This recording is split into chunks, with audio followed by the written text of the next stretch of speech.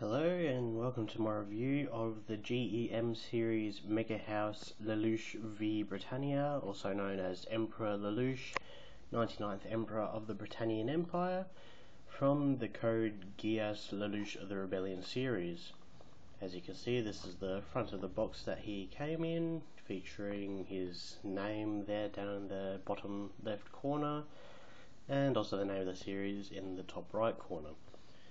Now this is the right side of the box, featuring one image of the statuette himself along with his name, and this is obviously the back of the box, featuring 5 images there of the statuette, including in that top right corner 3 of the three faces that he also comes with, as well as the different adornments that he comes with. And this would be the left side of the box here, featuring another image and also his name.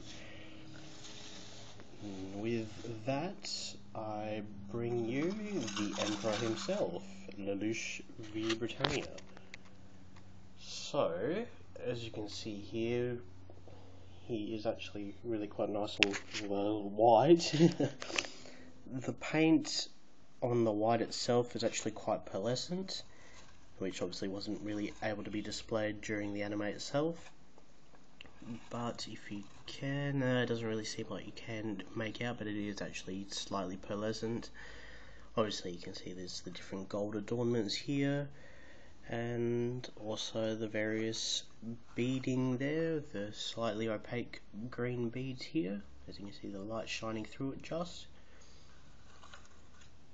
And also this whole shoulder cape part here actually does come off in lieu of just the, oops, excuse me for a moment, I'll do this instead. It all does actually come off in lieu of putting just the single arm on without the rest of the cape. And it just fits in nicely there, fits in reasonably firmly as well. Currently moves just a little bit, but that's just from being removed. And this hand also fits in just there, fits in nicely. So as you can see, he fits overall without that shoulder cape if you wish not to have him look so, I suppose, elegant in this case. Now, as you can see, he also comes with a hexagonal nameplate here, which fits into the theme seen in the original release of the MegaHouse Zero figurine. And also features his name there, and the gold adornments around the edges, as well as a logo that really isn't actually relevant to the series there at all. Now, obviously, he stays in this pose here with his head sticking out. You can see that the face I have on him at the moment is actually the double Geass face. Now you can remove his head in order to put on, excuse me for a moment, the other faces. Now, oh wow, he's headless. Now these faces include the somewhat concerned Lelouch face, and as you can see that fits in there nicely. And there's also the stern Lelouch face, and also features just a little bit of blush on the cheeks there, just for that added feature. Now, as you can see, obviously they both don't have hair at the moment, and this actually works quite similar to the Good Smile Company Nendoroids, with the hair coming off. Excuse me, I'm only using one hand here. Yeah, the hair does come off, if you excuse me for a moment. As you might be able to see here, it just comes off rather easily.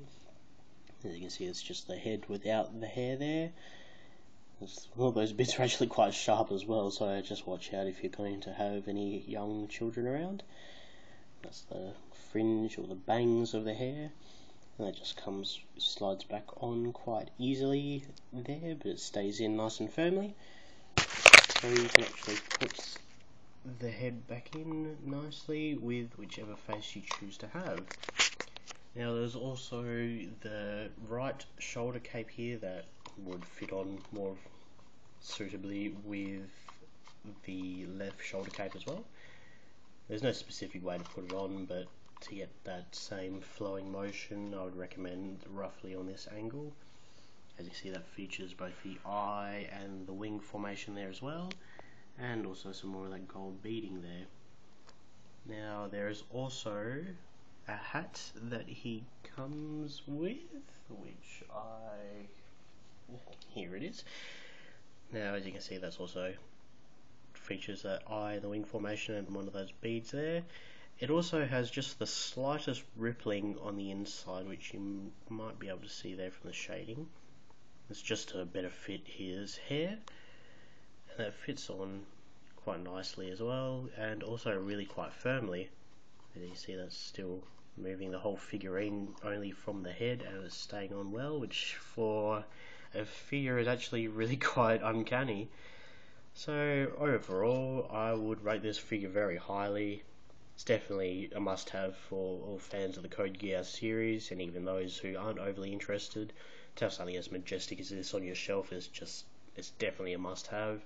It's well worth its money, which is approximately 100 US dollars or 7,700 yen.